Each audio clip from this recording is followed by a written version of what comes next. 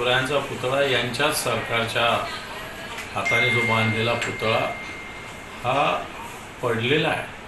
म्हटलं छत्रपती शिवरायांचा पुतळा याचा जर सगळे व्यवहार बघितले तर आधी वर्क ऑर्डर नंतर टेंडर, अतिशय उशिरा माफी मागितली, पण तो माफीनं या ठिकाणी माफी नसते. छत्रपती शिवरायांचा आहे, माफी बिलकुल नसते.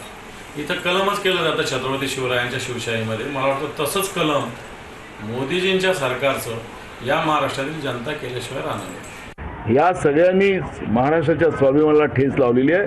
त्यांनी सत्तेतून बाहेर व्हावं, नाहीतर महाराष्ट्रातली जनता यांना सत्तेतून बाहेर खेचल्याशिवाय शांत बसणार नाही. मी तर महाराष्ट्राच्या 13 कोटी जनतेची माफी मागितली. ह्याच्या संदर्भामध्ये मला हे नेव्हीने केलं, हे पीडब्ल्यूने केलं, हे असला वाद घालण्यात आता काही अर्थ नाही. पहिल्यांदा संपूर्णपणे व्यवस्थितपणे चौकशी करून पुन्हा इथं महाराजांचा एक चांगल्या पद्धतीनं भव्य दिव्य अशा पद्धतीनं स्मारक झालं पाहिजे, पुतळा उभा राहायला पाहिजे. त्या प्रकारे सरकारने लक्ष घातलंय.